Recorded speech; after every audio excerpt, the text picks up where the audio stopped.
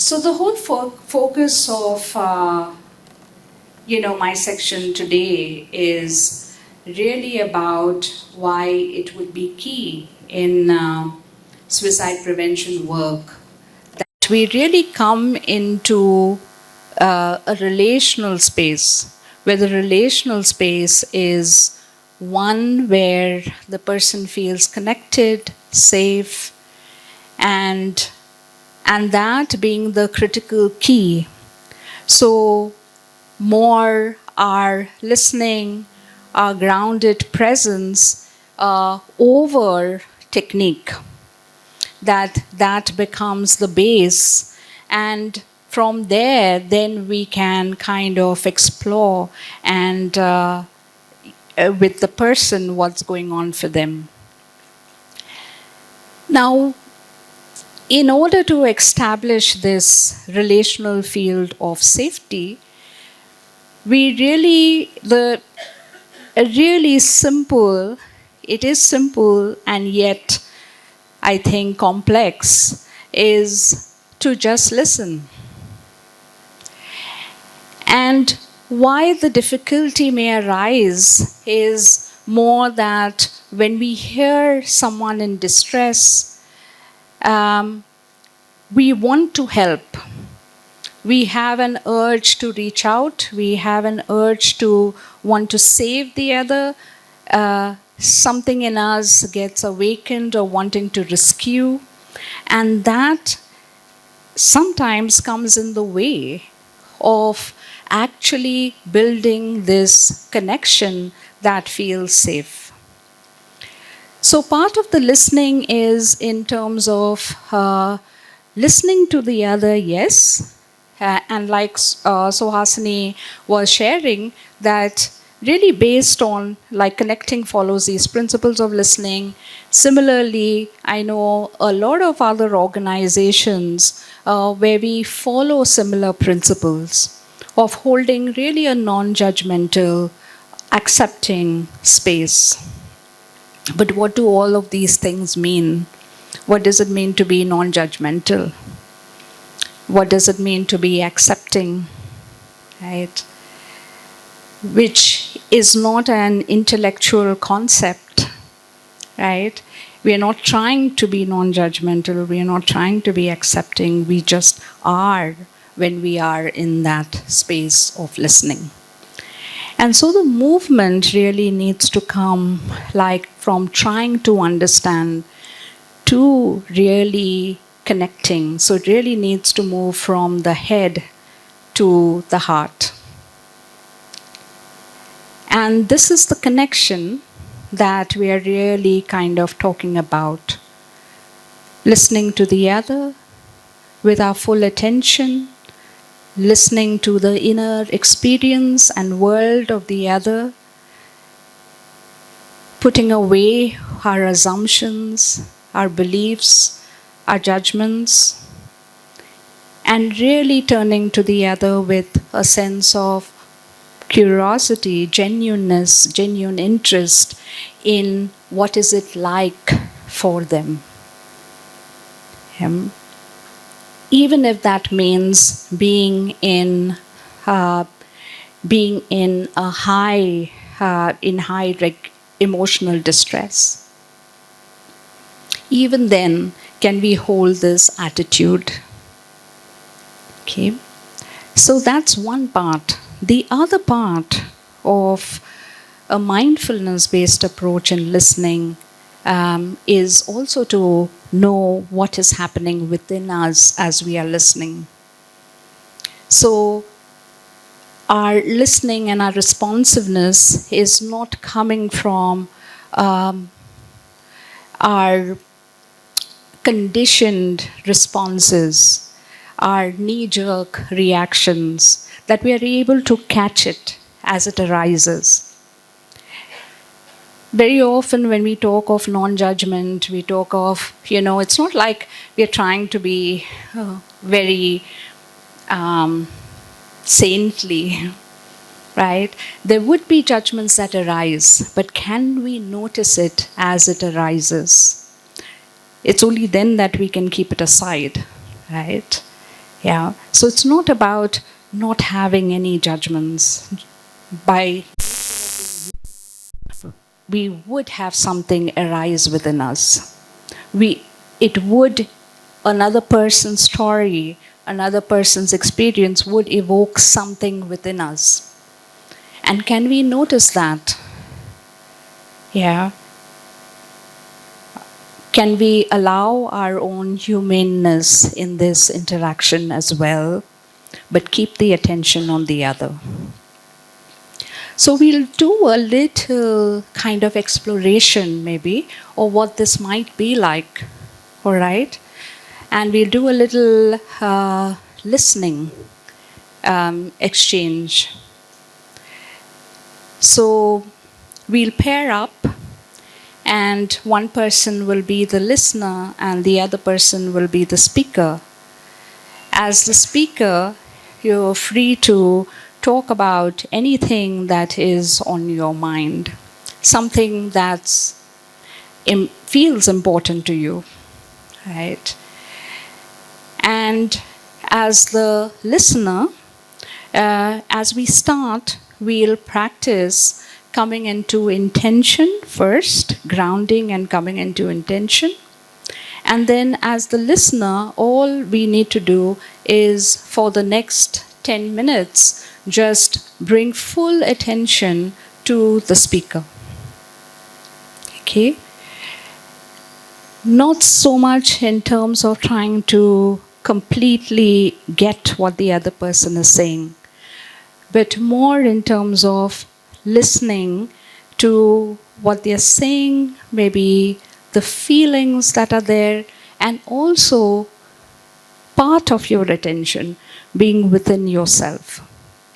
So what we're going to notice is any urge that comes up for us to say something, to offer something, to our automatic responses. And notice that urge and simply just pull back. We're not saying that, that's the way you listen, but we're just developing a little bit of a sense of what is it that comes up within me, and can I let it rest and then bring attention to the other. Okay, so let's do that, and let's pair up. So just find someone and maybe turn your chair towards them. So this may require a little organizing. So we'll just take maybe a minute with that. Yeah. We'll have a more, interactional kind of like workshop. So it would be really nice if we can come forward and yeah. It's probably something that I see a lot of familiar faces, so we are aware of, but it's always nice to revisit and revisit. Yeah.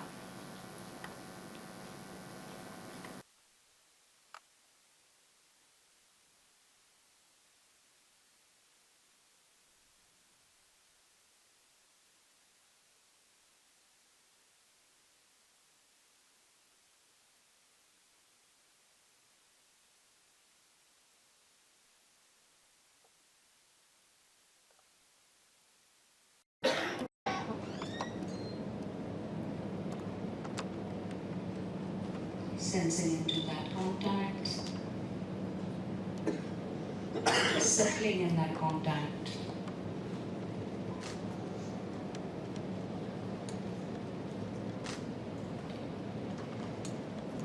As the listener, just bring to mind a certain intention you wish to hold during this act of listening. And intention may be just something that comes from your heart, that you are really interested in what the other person is saying. You want to bring in some curiosity, some kindness, maybe some openness, non-judgment. But we want to hold that space with a sense of care, because whatever the other person is sharing is important to them, and we want to receive it in that way. So see, what is it that comes to you as your intention? What's the feeling that you're in touch with right now? And so just let's take a 30-second silent pause, just sensing into yourself, in your body, seeing what you're in touch with.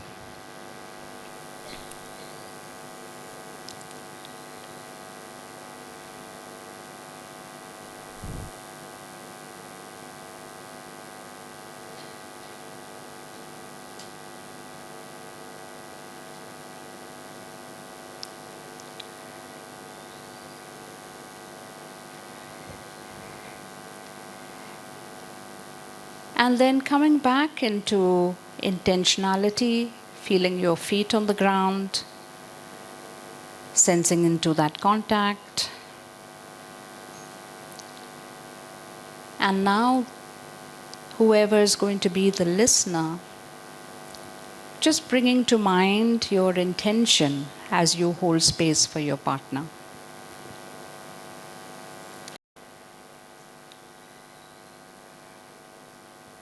Whatever is the attitude that you wish to hold in this listening.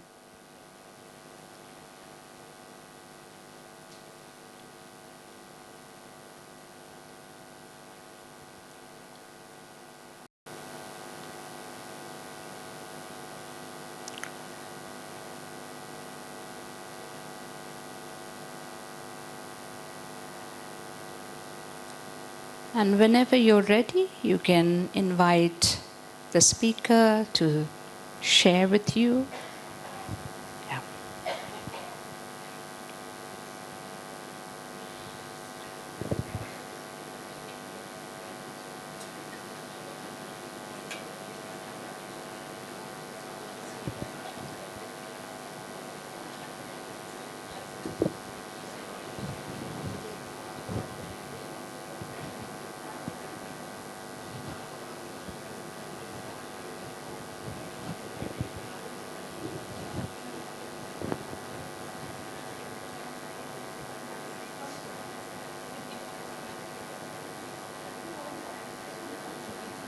And as the listener. Just acknowledging that. Just acknowledging whatever is here for you.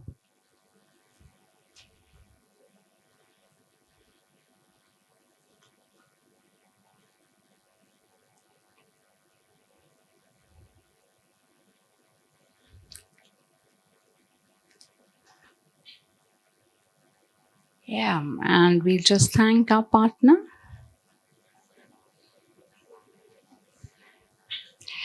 And we can just share, and maybe we'll need the mics just to take some responses as to how was it, what did you notice as the speaker, how was it to be listened to? And as the listener, what did you notice in yourself? We were to notice the urges that come up to speak, as well as how it was to bring our full attention to the other, right? So let's go with the first. How was it for you to be listened to?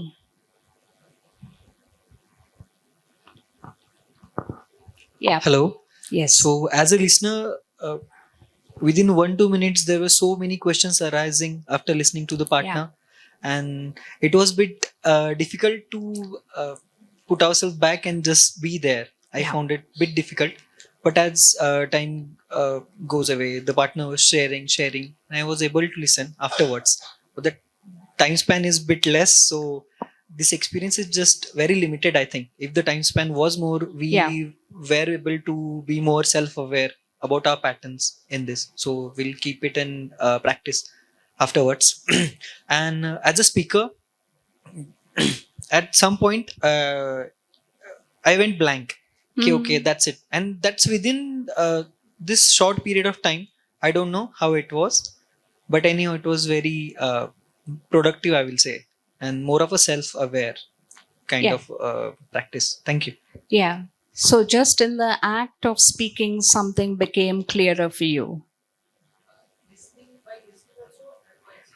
While listening and while speaking, right?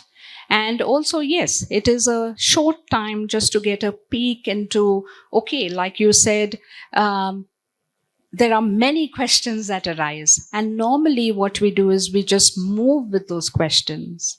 We just move with the first things that come to our mind, right?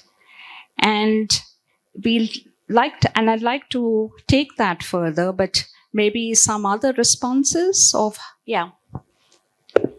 While listening, I identified that I would have felt in a certain way if I was in her place, and I wanted to ask her the question in a way that I wanted to say if she was feeling the same thing what I would have felt. But then I was sort of seeing myself in that situation, and as a listener, that is not the best, I think. Yeah. Yeah.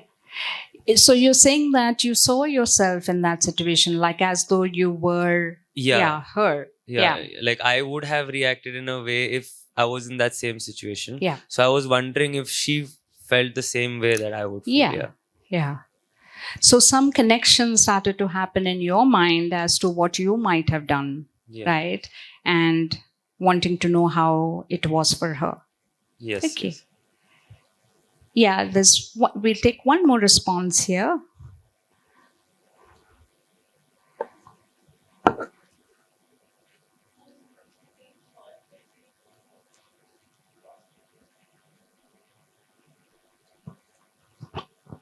Hello everyone, my name is Nikita.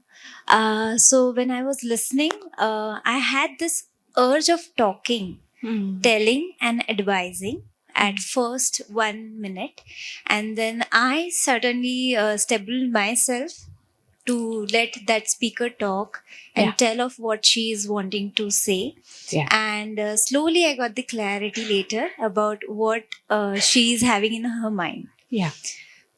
So when I got this pause of 30 seconds, I grounded myself. And when I was speaking, at that moment, I was analyzing of what I want to talk exactly. Because there are n number of topics running in our mind every time. So what I want to talk. And then slowly I started telling. And then I started analyzing, okay, ye mere mein hai, jo mujhe kehna hai. I want to talk this. And this is something I want to take from my body, inner self, and get out of it. Yeah. So that really helped. Yeah. That 30 seconds pause was good. Yes. That helped me a lot. Yes. The pausing, the taking time, the allowing and giving silence does a lot. Yeah. And it helps in terms of clarifying what's there. It helps in terms of noticing what's there, both as a speaker and as the listener. Right.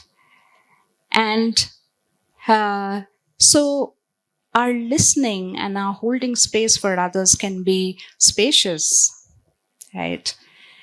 And we can take our time and allow for what is it that wants to emerge. What is it that we want to talk about, what the other person wants to say, and take our time not to respond from some standard responses. All of that is there in our in the background, but what is really in the foreground is what's coming as a response and a connection in our heart-to-heart space, right? Now, while we may see and experience, maybe we can do this very easily. Maybe we start to notice the things that kind of come up.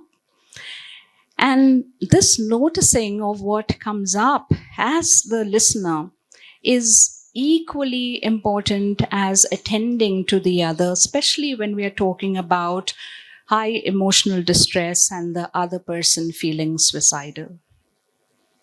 Because one is, of course, we are paying attention to what the person is saying, not saying between the words, and our silence and our pauses and our taking time can help us to do that. But when we are talking about suicide, because we are also part of this kind of, we have this kind of common conditioning around it, that we don't touch suicide as a society. We don't speak about it openly. And of course, there would be that conditioning also within us, right? And that can bring up a whole lot of things within us, like fear of moving into that, wanting to quickly rescue the other person from that situation, from those feelings, and something about, giving advice. Yeah, that's why it's so, like at Connecting, we follow this principle of being non-advisory.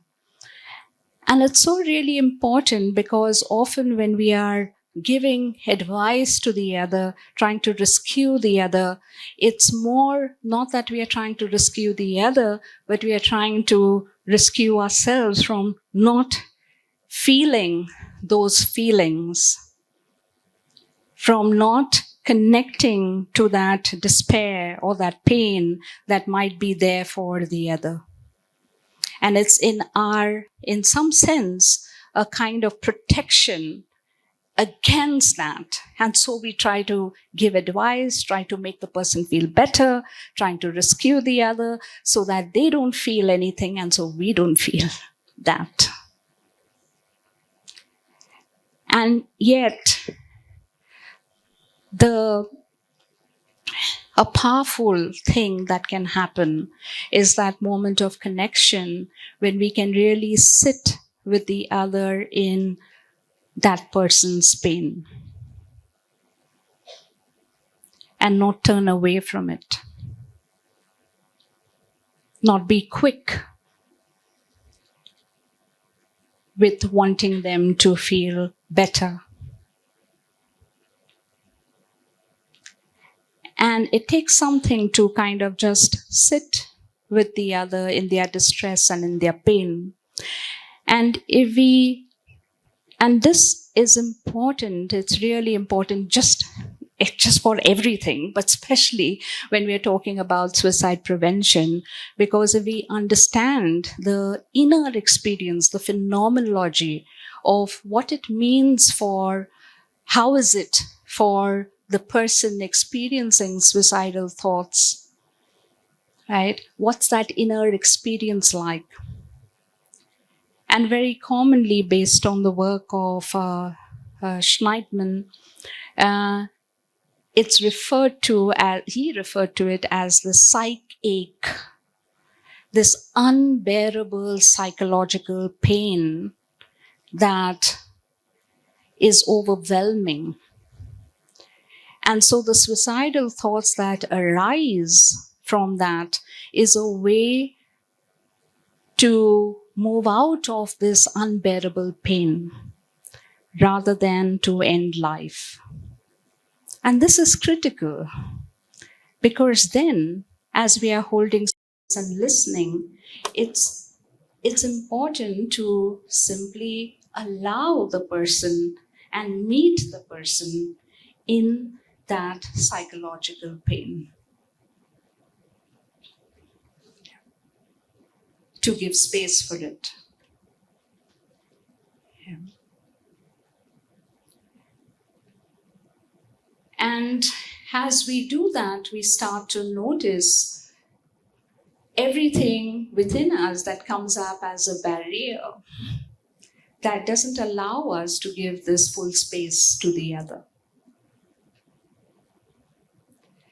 So if we were to simply listen, right, we might be able to also observe what the other person is attempting to say. Because very often the person is not going to say, sometimes they do, sometimes we do. We can say directly, or tell the other that, yes, these are the thoughts that are going through in my mind, especially when the space feels safe. Okay. But very often it's kind of conveyed in many words. Okay. It's also conveyed in behaviors. Right. So we spoke about the psychological pain that is there. And we'll just touch upon some aspects of it, and over the 2 days there will be more that will be kind of maybe uncovered. One other aspect of this inner experience of someone feeling suicidal is what's called as this triad of helplessness, hopelessness, worthlessness. Right? That there is that inner experience of feeling helpless or hopeless or feeling a sense of worthlessness. Now, let's explore how this might show in terms of what the person says verbally. Okay? What can we observe and notice and how it may come? And so maybe we can just share how do we think that would come across? How will the person express in words that they are feeling helpless or hopeless or worthless? Yeah. Give a mic. Helpless कि अब कुछ हो नहीं सकता, nothing is going to happen, you know, everything has fallen apart. Everything has fallen apart. Yeah. That could be everything has fallen apart. What else?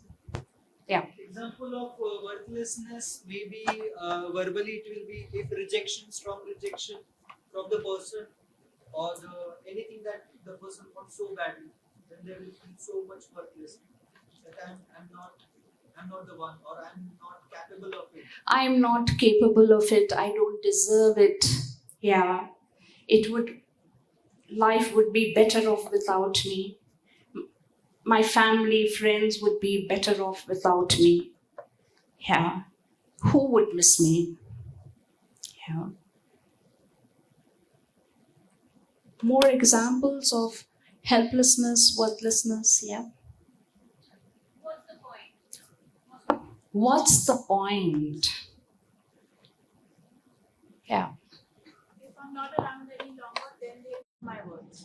If I'm not around any longer, then they'll know my worth. Yeah. Nobody gets my worth. Nobody gets me. Yeah. I can't see any way out of this situation. That's a sense of hopelessness, right? Yeah. Maybe even like, it's okay, I don't care. I don't care. They backstab me, I don't care.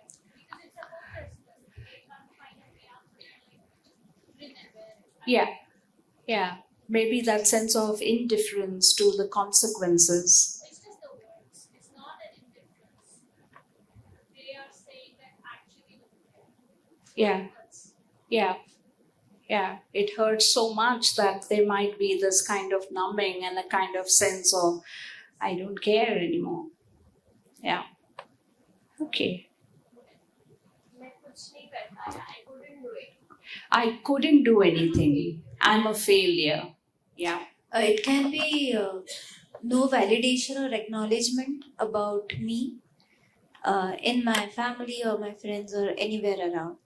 So that validation and acknowledgement not happening. Yes, the validation. So that engagement is not there. And Yes. it has been not acknowledged as in नहीं रही या नहीं हुआ तो भी ठीक है. Like, Yeah. Yeah. ignored basically. Like I don't know whether I matter. Yeah. Because my feelings, my existence has not really Has not been been validated. acknowledged Yes, Yeah. acknowledged and validation. by the other. I don't experience it. Yes. Yeah. That's not to say it's not maybe the family, the friends validated in other ways, but maybe not in the way this person needs, right, at that point of time. Yeah. And so there is this lack of acknowledgement that may come across as in words of I don't think I matter to anyone. It doesn't matter. Yeah. All right. Yeah. I did this to myself. I deserve. I don't deserve. I deserve to end my life. I deserve. It's hard to even say that, no? Yeah. And this is what we encounter. It might be hard for us also as practitioners to really voice this and say and ask very directly, has it got so bad for you? Has it got so challenging for you that right now you're thinking of ending your life? And I think as practitioners, we struggle with this kind of ease of just allowing this conversation to happen. Hello. Yeah. It can be like I just don't like the game. I don't like the system. I just give up. Like I go to a movie. I don't like it. I have always a choice to walk away. So I have a choice to walk away from the life. I don't like it. Yeah. I have a choice to walk away. And I think maybe Irina can talk more about this in terms of what the suicidal ideation actually does, so the functionality of it, and the sense of choice that comes in. Yeah. So sometimes when people are feeling suicidal, and sometimes when that has grown as a possibility, that is called, this constriction of thought that starts to happen and narrows down to just the option of coping, yeah, as a way of coping, that death becomes an option more and more, and then it becomes, and it seems like a choice, and there is a sense of maybe the sense of relief at that idea that I can end this. But let's go back to this kind of thing, that the ending is not so much the ending of life, but wanting to end that pain and that constant kind of thought process that I've been struggling with for so long. Yeah. And then this seems like the only option. And for someone to give space to really be able to talk about it, for me to be able to say, as a speaker, to say that this is what I'm going through, that by itself is huge. Yeah. And it gives and our asking gives the other person the permission to share. Yeah. So we have to work with our own inner kind of, what comes up in us around this, and our fear. Yeah. Our fear that can be very deep, because when we are talking about suicide, we are also talking about touching into our fears of also talking about death and dying and everything related to that, which as a society we generally don't touch. Yeah. So we are touching into many, many deep layers that we are holding as a collective that arise in that moment for us. Yeah. And yet it is very, very important to ask, even if that is really seems like this choice for this person, because one of the aspects of this inner experience of someone feeling suicidal is that there is also a sense of ambivalence, right? Like, I want to end my life, and yet there's also a desire to live. And we kind of hold the space of this ambivalence and give it that time and space for the person to explore everything around that. Okay. So,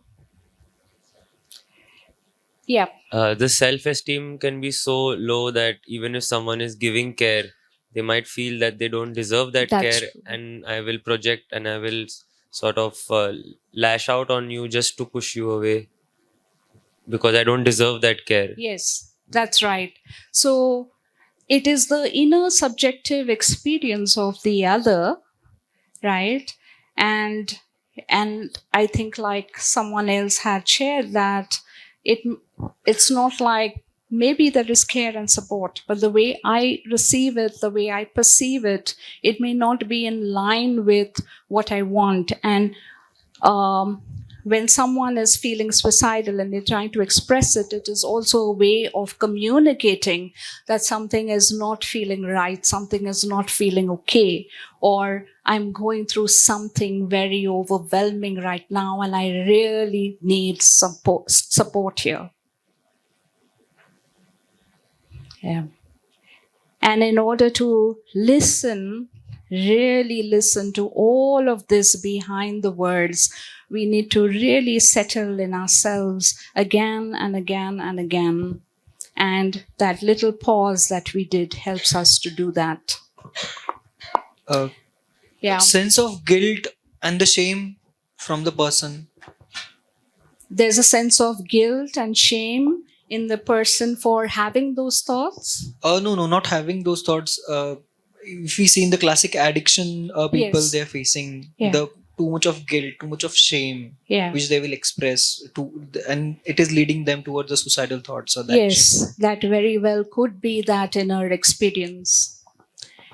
And so I'd like to, really hold this for us in terms of really coming into this listening, and where it's really that not just a building block for something else, but it is really that's a space from where we are really with the other, and the other can feel us and feel our concern and care, our genuine concern and care, and we can feel the other person's experience, sense into it.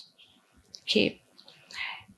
I also want to say that whatever, maybe because I didn't clarify it earlier, and I think all of us are familiar, but maybe I just say it, that just that short listening exchange that we did, just holding that, we hold it confidentially, we hold confidentiality around it, which means that we don't go and ask the other person in the break or any time otherwise about what they shared. Just leave it here. It was just an exchange. Okay? And so we'll just hold that in that exchange that we did.